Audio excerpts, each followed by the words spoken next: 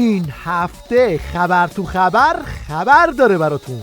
از عظمایی که سنگ پای قزوین رو گذاشت تو جیب عباش و زبون درازش رو پیچید دور عمامش و با نعل وارونه اینطور گفت: زبانشون هم درازه، مردم رو میکشن و با جنایت واضح و آشکار خودشون رو نشان میدن و عذرخواهی هم نمی کنن. در این حال زبانشون هم درازه، میگن حقوق بشر. البته خامنه ای خودش هم خوب میدونه که این مانور دردی ازش دوا نمیکنه و عاقبت به خودش برمیگرده.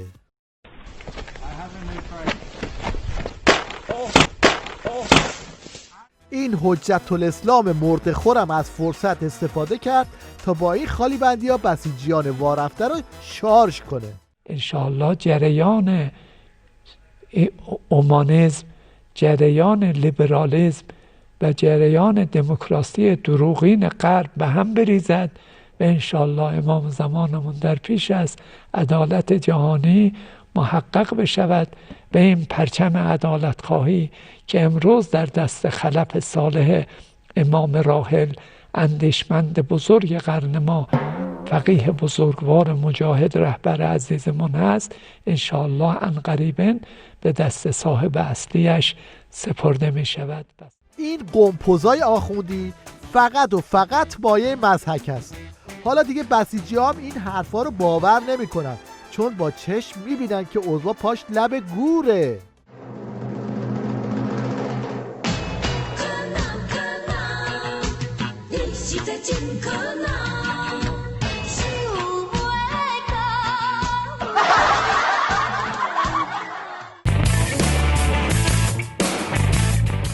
دلقک خمینی هم تو این هیروویر دنبال حلوا کردن عظمای طلسم شکسته است. بیچاره میاد از خامنه تعریف کنه اما جوک میگه. یکی از بزرگترین افرادی که در بیت مقام معظم رهبری هستن از رفقام بودم، به من میگفت من بی وضو خدمت ایشون نمیرسم، هر وقت میخوام ایشونو ملاقات کنم وضو میگیرم بنمشه. خوب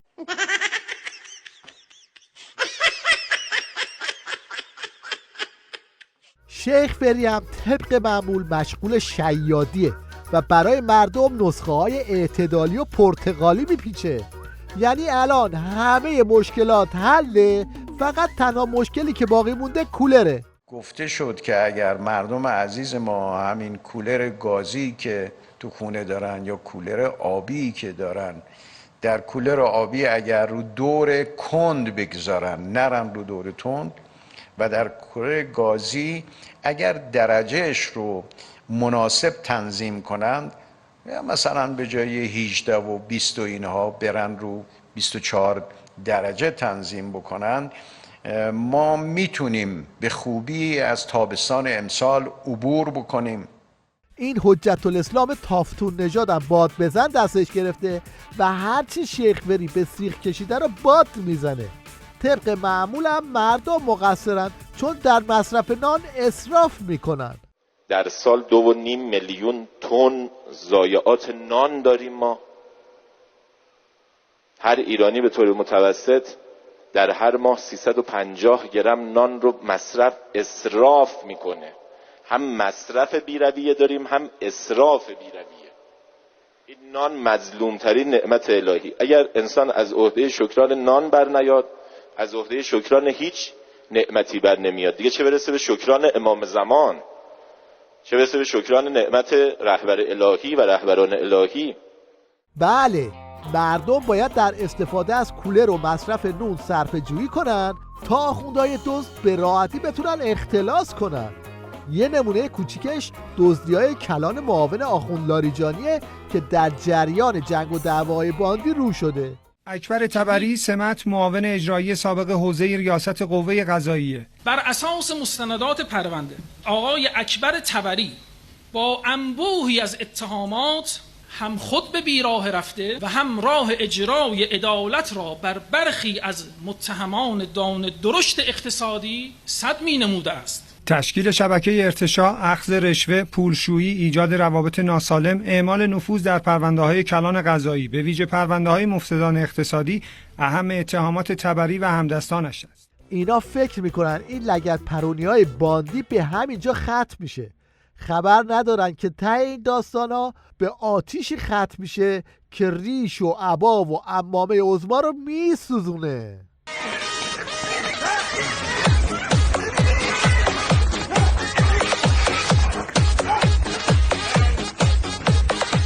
این یکی هم پرده ها رو کنار میزنه و میگه پشت این دزدی‌ها هم دولت هست، هم مجلس و هم قوه قضاییه. فقط وقتی به عظما میرسه ترمز دستی رو میکشه. هیچ کجا فساد اقتصادی ندیدم الا اینکه پشتش قدرتی وجود داشته باشه. خیلی رک به شما. الان تو این پرونده که میفهمید کی پشتشه؟ کجا؟ تو همین پرونده‌ای که الان فهمیدید. شما تو این پرونده‌ای که همین الان می‌بینید هم بخشی از دولت پشتشه، هم بخشی از مجلس و بخش قوه قضاییه پشتشه. همون. و هنوز به نتیجه نرسید. بله، 3 تا قوه جمع شدن تا مال مردم رو بالا بکشن، اما از گلوشون پایین نمیره و همه چیز سر خودشون خراب میشه.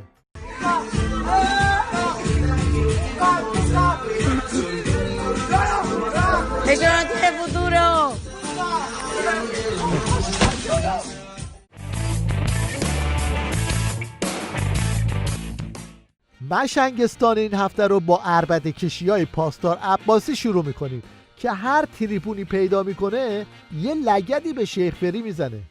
سخن گفتن با آمریکا یعنی زدن تو دهن هواپیماش و سخن گفتن با انگلیس یعنی شبانه و روزانه روی کشتی انگلیسی مقتدرانه از آسمان فرود بیای و انگلیسی ملعون خبیث رو به زانو در بیاری. این یعنی مذاکره. این هفته فیلمی از امام مشنگا در فضای مجازی منتشر شد که اگه از خودش هم میپرسیدید نمیدونست چی میگه. شمایی که میخواید آدم بشید زحمت دارد آدم شدن. میخواد سرفراز در دنیا باشید این زحمت دارد، بی خود نمیشد. این زحمت دارد، این گرانی دارد، این کمبودی دارد، این جهاد دارد، این دفاع دارد.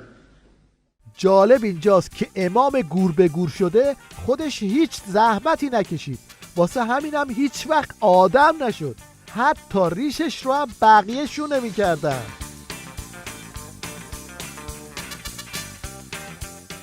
ببینید کفگیر نظام چطوری به ته دیگ خورده که مجبورن هی تو بادکنک پوسیده امامشون فوت کنن و از این انیمیشن های مسخره براش درست کنن. من اومدم دیدم تقریبا علائم حیاتی در حضرت امام وجود نداره. به اصطلاح ما اتباع میدریاز کامل ایجاد شده بود. این مردم که چشم خیلی باز شده بود و این نشان دهنده این بود که بیش از 3 دقیقه از توقف قلب ازشون گذشته. به حاج حسن آقا گفتم آقا شما 2 تا دسته بگی، منم 2 تا پاره گرفتیم آوردیم وسط اتاق.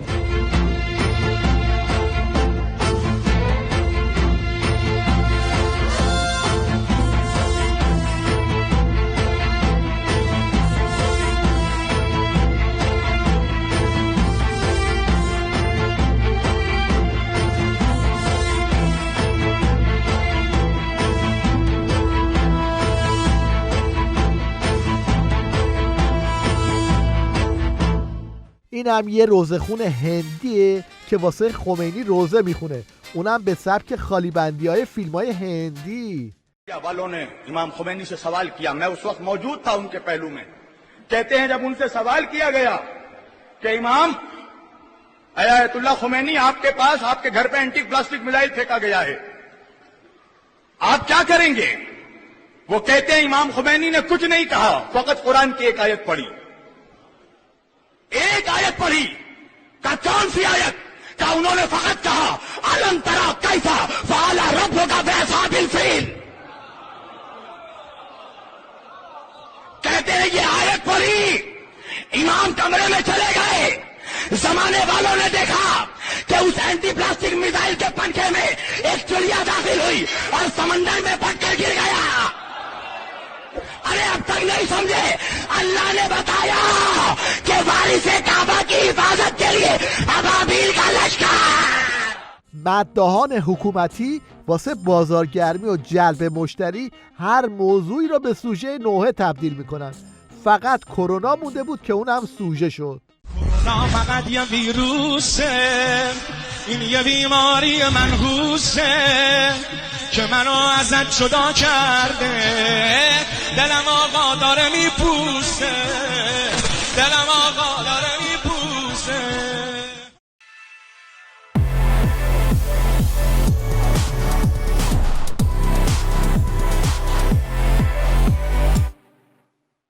این شما و این جدیدترین محصولات اقتصاد مقاومتی در سال جهش تولید. ببینید این آقا با یه سیخ کوچولو چطوری کل دم و دستگاه ایران خودرو و سایپا رو با خاک یکسان میکنه. این که مدل بالاه، مدل پایینه، 90 و 92 اینا میندازن از اینجا اینجوری دارم باز میکنم. اینم قفل، اینم صندوق ازش، صندوق اینم که با چاقو داره باز میشه. این کاپوتشه، سرقت کامپیوتر باتریه.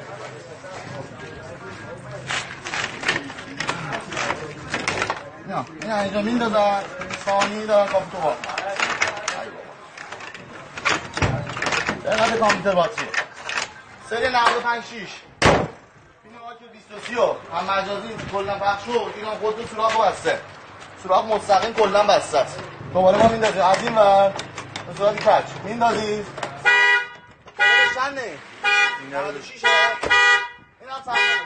این هم آپشن جدید اولاغ که مصداق بارز جهش در زمینه تولیده.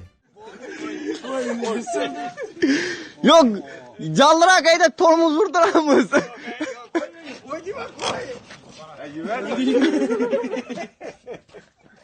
این اولاغا رو دست کم نگیرید. تو نظامی که دم از فضایی شدن میزنن برای جابجایی کپسولای آتش نشانی از اولاغ استفاده میکنن. تصاویری از حمل کپسول ها با اولاغ بود. آیا به دلیل شرایط منطقه است یا کمبود امکانات؟ با توجه به اینکه صعب العبوره و هیچ امکانی نداره مجبور بودیم دیروز در دشتستان و قبل از رسیدن بالگرد به وسیله حالا هم افراد و اولاغ این هم شد، اما زمانی که بالگرد هلال احمر اومد هم آب و مواد غذایی هم کپسولای آتش نشانی به طریق هلال احمر اعزام شد.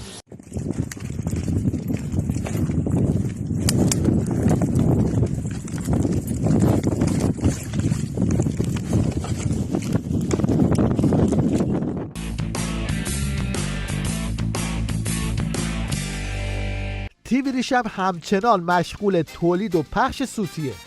یه مشت آقازاده راندخار رو به عنوان مجری آوردن جلوی دوربین که به اندازه دانش آموز دوره راهنمایی هم سواد ندارن. میگه رذایل رو با رزه بنویسید. گفتن که وسایر عوامل برنامه خوب و عالی امروزی ها به نظر من رذایل اخلاقی، رذایل رو با رزه بنویسین بهتره، درستره. مثل کبر و خودپسندی و حسد و اینا چند تا نقطه که نمیذاره یه انسان آدم خوبی باشه. بیننده همیشگی شما مرادی، آقای خانم مرادی از کرمانشاه.